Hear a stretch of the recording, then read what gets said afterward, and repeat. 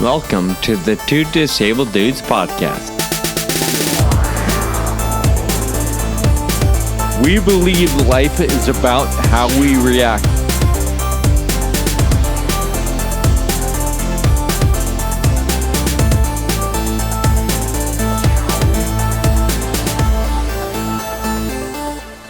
Okay, here we go. We have been looking forward to this particular interview. Cindy Kolbe is joining us, and not only is she the author of a new book labeled Struggling with Serendipity, but she also has an incredible story of overcoming some serious challenges and adversity. So let us welcome Cindy to the show. Are you there? Yes, thanks for having me.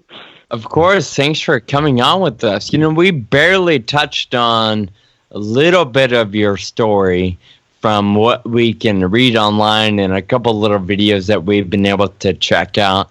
Neither one of us, Kyle or I, have been able to read your book, but also our listeners probably have no idea who you are. So would you mind give us a little background on who you are and maybe why you're on the show today? Sure. I've been a lifelong disability advocate. You know, from a young age, I really felt compelled to try to make a small difference. So my first job when I was 19 years old, I managed a group home. And since then, ran a nonprofit.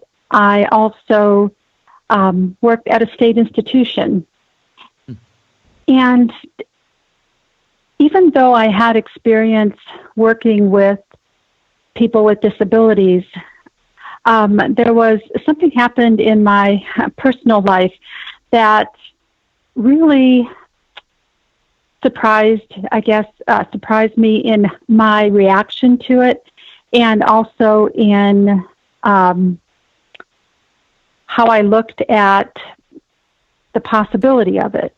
What happened was, when my youngest daughter was 14 years old, I fell asleep at the wheel.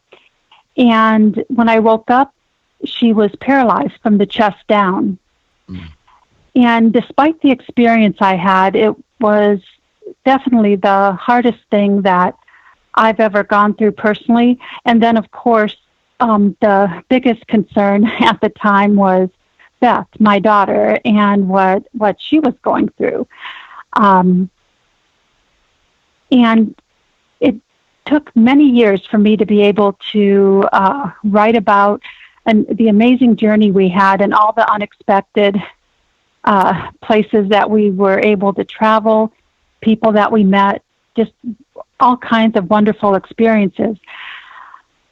But recently, I've written articles, and I just published a book called Struggling with Serendipity that you had mentioned, and it shares my story, but it also, since the first 4 years after her injury, we were a team. We did everything together. So it's a part of her story too. And I'll give our listeners a little teaser. Cindy and I have gone back and forth, and we're actually hoping to have your daughter Beth on the show in a future episode, so we'll get to hear kind of her side of the story too and what she's doing these days. But of course, today we want to talk all about Cindy and your perspective of not only the accident, but the challenge to overcome and to pick up and move forward despite what you're up against. Cindy, exactly. So I wanted to know, you said that your reaction surprised you. And I wanted to know what surprised you about your reaction to the situation. Right. For too long after my daughter's spinal cord injury, I wasn't able to see possibilities. I wasn't able to see the potential. She did have a severe injury, and she had, physical challenges, that any parent would hope their child would never have to experience. But I also wasn't, I tried to be as supportive as I could, and I never held her back, I believe, in any way. Yet at the same time, she was the one who saw the possibilities and the potential. And so I followed her lead. I mean, I wanted to believe it. I wanted her to have the world. But at the time, I was really struggling with guilt for accidentally causing the accident, and also depression, which had been a long-term diagnosis for me, but I had been in denial about it. So I was later, in writing about this, I really was kind of surprised and disappointed that I wasn't able to be fully on board with all the possibility and potential of any disability. Right. And I feel like part of that is that you mentioned that you had always had a passion for working with disabilities, and maybe you felt like you understood, but then it happens to you. I think that's a pretty universal thing. It's like, oh yeah, no worries. Like, I get it. Like, I have experience with this stuff, but it really is a lot different when it affects your life, right? Like, I love helping others, but it will never happen to me, kind of thing. Well, exactly. And it was humbling. Right, how difficult it was. And even though I had jobs where one of my roles was a caregiver, but when it came to being a full-time caregiver for my daughter, I realized how much harder that is than the caregiving that I had done in my jobs. What do you think made it harder? That might be a foolish question because obviously it's family. Oh, no. But what are some of the differences between, being a caregiver for a neighbor down the street versus being a caregiver for your own daughter? I think the biggest aspect of that was the responsibility. I felt this immense responsibility for her life. And that sounds dramatic, but that's how I felt at the time. Especially with a new injury, her health initially was frail, like it can be for many people initially with a spinal cord injury.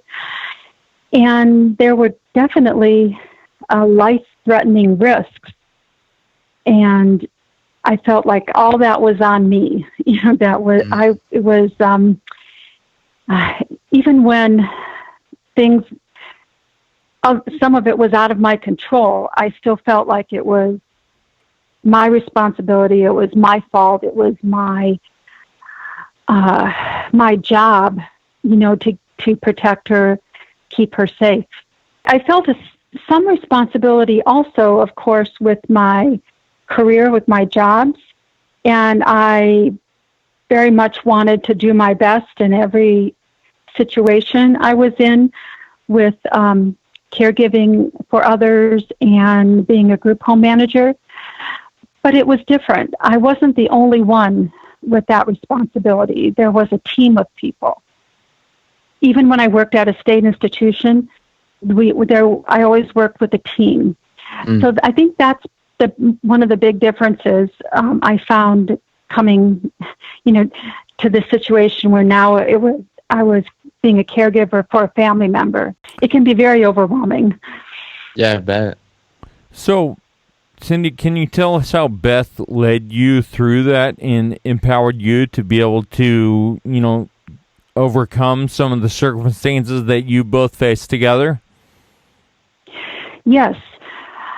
So for quite a long time, for years, she took the lead. And I felt at the time that she was the emotionally stable one.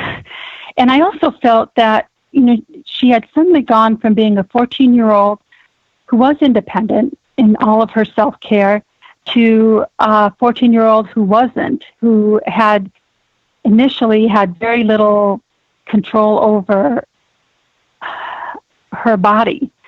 So I thought that she should be able to make decisions about her life and what she needed going forward. So that was how I approached it. But it was also partly because I was struggling at the time and I couldn't make those decisions that she could. I feel like part of it is, since Beth was okay and she was the way you talk about it, I know there was times where you're like, oh my gosh, are we even gonna make it through this? I can't even believe we're in this situation. But it sounds like you say she was the emotionally strong one, and it sounds like she kind of made it okay for you to confront this situation head on. When you may have been a little more comfortable to try and approach it really tentatively, she was like, all right, bring it on. Let's do this. Like, let's figure this out. Exactly. I'm so grateful for that. Well, she kind of showed me by example how to move on. And it still took me a long time, but, with counseling and with Beth being positive and moving forward, and then amazing things started happening, the serendipity that I write about, fortunate accidents. I could appreciate that. In the beginning, I was still struggling while those things were happening, but in time, I really learned from Beth that everything really was okay. And that helped me, in moving forward too. So I'm wondering, can you think of anything specific, or is there anything specific that either you write about or have talked about before? Can you pinpoint one particular turning point? Was there a thing that happened or a thing that was said where you started to realize, oh, wait a minute, maybe we are going to be okay and do some really incredible things together, or just individually? Yes, right. I think there were a couple of those moments, and one of those was when we were on the East Coast for Junior Nationals. It's an event for teenagers with a disability from all over the country, and it was our first one. We did a road trip, and we also did college visits at that time. And one afternoon, one day we had free, so we were doing some sightseeing, and we ended up on the coast in this pretty little town. And at one point, we were just sitting in the sun, and Beth just kind of tipped her head up to face the sun, and she's smiling. And it was a beautiful afternoon, and the weather was perfect. It just all came together in a moment for me. And, I hugged her, and she hugged me back. And, when she hugs, it's a habit from when she was little. She pats my back. And it made me remember when she was first injured, the first night where I hugged her, and she wasn't able to do that. She couldn't lift her arms enough. She couldn't control her arms enough to do that. And yes, that certainly was a moment, fast forward when we were sitting in the sun, and she gave me a hug, and it was just like, yes, I maybe she's right. Everything will be okay. Sure. Yeah, it really, I feel like it's striking sometimes how roles can change, and you're the mom, you're the one maybe that's supposed to be patting back, being like everything's gonna be okay, and then all of a sudden it's Beth that's doing that for you. And I just think that it really speaks to the fact that we need to be looking for that no matter where it comes from. All of us, all the time.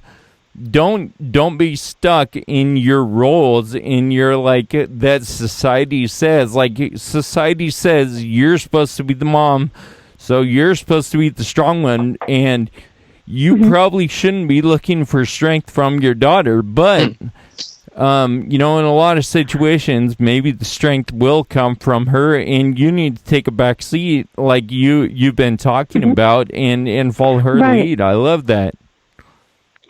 Yes, I feel very fortunate and grateful that she was able to help me in that way. Cindy, you mentioned to us through email that it was fairly recently before you started talking about your long-term depression publicly. Yes. Would you mind getting into that a little bit for us? What, sure. That mental health concern, maybe one of our listeners is related, or connected to that, or maybe in the midst of depression themselves. How would you encourage somebody to move through that if they can? Sure. If there is a takeaway from my story, I really hope it's to ask for help when you need it. After the accident, I was in a deep depression for a long time, and I was not asking for help. For whatever reasons, we all have different reasons for denying depression, but I certainly did. I denied it, and I also didn't share it with the people I love. I felt at the time I didn't want to burden them. I felt like I had already created this, by causing the accident, that I had already worried everybody in my family, and I didn't want to add to it. But I really love to encourage anybody listening to learn more about depression and to try to understand that everybody is worthy of help at any point, at any time, regardless of the circumstances. And if you're in crisis, or if you're, perhaps it's not maybe what you would call a crisis, but you're just having trouble managing depression, what I hope people are hearing is ask for help. And if you're not getting the help you need with your initial request, broaden your search. Keep trying. Keep asking. Depression is not something to be ashamed of. And at first, I really thought it was. I thought it made me somehow ungrateful for my life, and that wasn't the case at all. And it's not. It's just not true. You can be very grateful. You can have people you love and people who love you, and still feel profoundly alone and depressed. So I thank you for letting me mention that, but sometimes it seems like there's no hope with depression. I felt that way for way too long because I wouldn't ask for help. So I hope anyone out there does if they need it.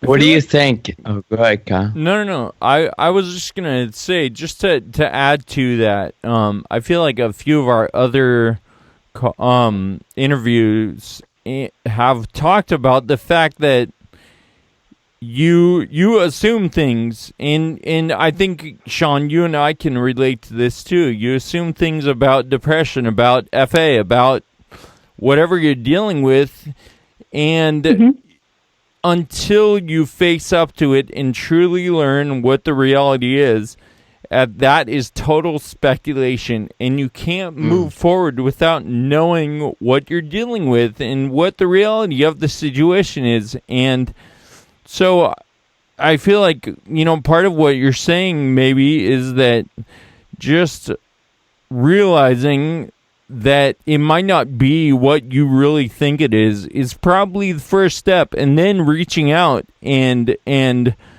being really humble and being like, I can't figure this out. I need some help, right? Right. Oh, definitely. Yeah, I think that's very true. And getting to the point where you can accept whatever the challenge is, whether it's depression or any other challenge, that can be a really difficult step too. But I think it's important that acceptance is important to move forward. Yeah, probably acceptance is important. Like I said, it gives you a glimpse of reality, Kyle. And if you're not willing to accept the whole pile of junk, then something might get left out. And before you know it, it sort of comes out of nowhere down the road, and you realize, oh, I never dealt with that. And it really never goes away on its own. Well, and also, I think oftentimes, I think you find out that the pile is a lot smaller than what you make it up to be in your head. And so when you figure out the reality of it, like, oh, there's actually something I can do about this. Let's figure out what I can do and forget about the things I can't. Sure. Exactly. Right. And there's still so much stigma around many things, not just mental illness, but there's still so much misinformation and stereotypes on physical disabilities, for example. That's one of the things I'm passionate about too, is trying to dispel those stereotypes because they're all wrong.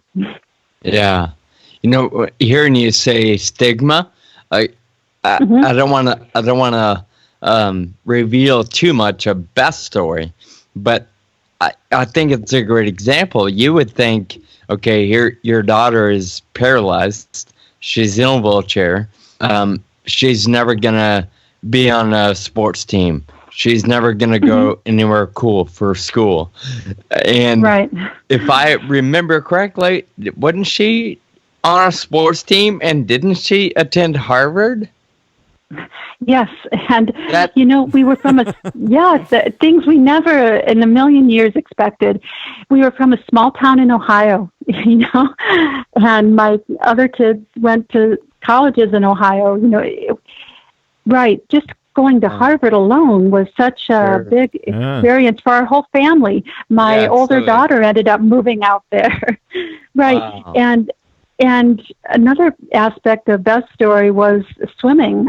She wasn't a swimmer before her accident, but she found freedom in the water during water therapy.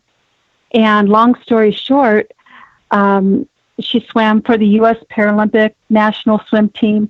And during that time, she also was the first with a visible disability on the Harvard women's swimming and diving team. Oh my gosh! Which was amazing. Division I school. She never scored a point at a swim meet, but she was a valued member of the team. It was a wonderful thing. I love hearing that because, well, like I said, there's, if somebody were to see her wheeling down the, walkway at a mall or at the airport, they would probably think, oh, she's never played a sport, or, she's probably not anybody cool or important. But so that right there just kind of dispels the whole idea of stigmas are still real today. And I love hearing that part of the story, that she was so much bigger that, like Kyle says, her pile of circumstances were a lot less meaningful or a lot less powerful than maybe one would think on the surface. They didn't hold her back very much. Right.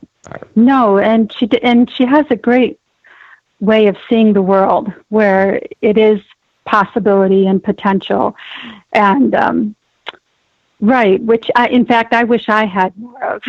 As an able-bodied person, I limit myself more than she does as a person with physical limits. Sure.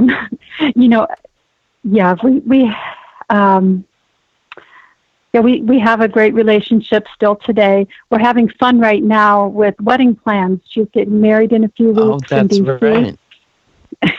So a lot of great. We're both at really good places now, and going back to maybe closer to the accident, did you ever think she would get to a point where she's able to go off to college and eventually get married? Not the first year. Sure. Well, I mean, marriage. Yes, I think I certainly thought that always would be a possibility. But the independence piece, I didn't see it because the whole first year, progress is so slow with her kind of injury. Well, and I guess I never mentioned, well, she's paralyzed from the chest down. She has no leg movement at all. And she does have arm movement, but her no finger function except for one finger on one hand can move a few inches up and down, which is really an amazing gift. But with that, I didn't see that all these things happening that first year, but it gradually it became kind of obvious that she wasn't going to let anything, slow her down. Yeah. Well, I imagine that must make you feel so proud and probably humbling at the same time. What an exciting chapter of life right now that you guys are walking through with her getting married any day now or the next couple of weeks. It's exciting. Right. Yes. It's just been fun for a long time. I think disability kind of forces us to see through all the more or less superficial things. Like, she's getting married because she's in love, and it's not about what she can do, physically. Right. Like I don't know. It just cuts to the core of things. Like, it's not about what you can do, it's about who you are, right? And that's why she's getting married, and that's why she made it in school. It's because of who she is, not because of what she can do. Exactly. And I think part of that, too, is being comfortable with who she is. And that can be a really hard thing for all of us, not with or without a disability, to get to that point where we're comfortable with who we are. And then I think once that's in place, I think that does open more possibilities. Oh, absolutely. It's getting over your own hurdles first.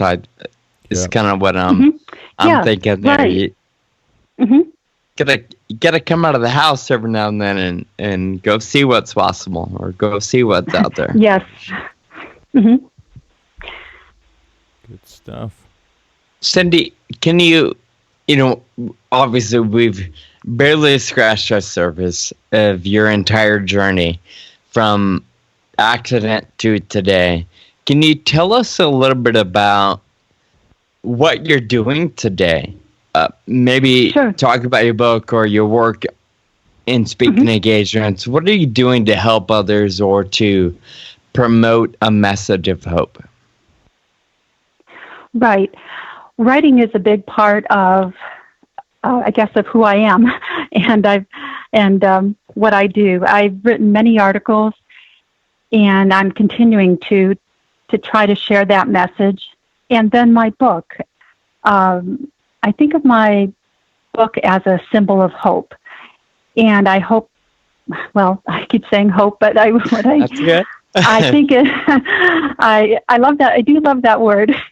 But anyway, I'm hopeful that my book can be a symbol of hope for others also.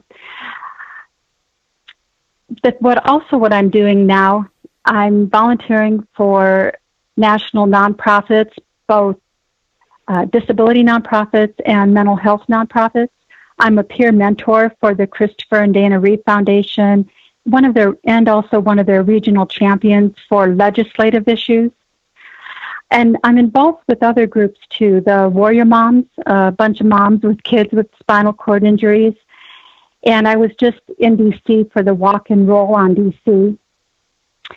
I've also been involved with This Is My Brave, which I highly recommend to your listeners if they would be interested in sharing their mental health struggles.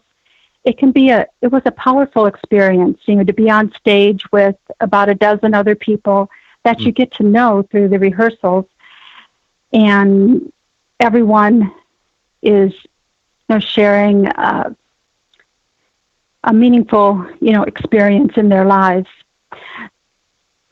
I guess my goal is to connect with more people, and I love the disability community and every part of it, including the families that are involved with it. I think that it shows us a perspective that we need, that all of us need. And we've also met just so many amazing people through it. Mm. I'm also speaking at book events, and I'm really grateful to have events coast to coast for my book. I'll be at the Abilities Expos in Boston, Chicago, and California, and I would love to meet some of your readers there. I also have more information on that on my website at strugglingwithserendipity.com. Perfect. And also, Cindy, I watched the video of you on This Is My Brave, and we will post that because that was a really powerful video as well. So it's something for people to check out. Thank you. I imagine it's been incredibly empowering to understand that your work is helping others in crisis.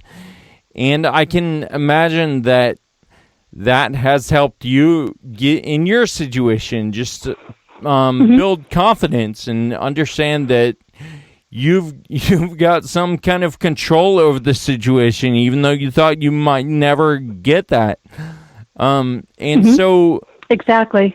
Can you tell us maybe a specific example of how your book has accomplished that, like showing hope to others? Right. Well, even on the first 6 stops on my book tour in April, everywhere I went, I was in D.C., but also in several places in Ohio, and every single place, and people came and listened. I did a talk about the book, but then everyone stayed to talk to me. Everyone had a story. Everyone, of course, has a story, but I think everyone also needs hope. It's really been humbling for me to see how many people are connecting to struggling with serendipity, not only the mental health aspect or the physical disability aspect, but just the challenge aspect. A good friend of mine was also at one of the book events and was talking about a new health challenge that she had and how she felt that my book helped to give her some, not only perspective, but also the hope that she won't always be feeling so overwhelmed and depressed about this health issue. And also to ask for help. She was just starting counseling, which I encouraged her to continue with. So I've seen more than I expected of people resonating with the message, and also needing hope. That's great. I love that. And, it just shows that, one of our guests was saying how you give hope and you get hope. Like, you get way more, I feel like, than you give, right? And your book is providing hope for people dealing with similar circumstances or even just any challenge, like you said. And what you're seeing is that hope being returned, and that is incredibly gratifying.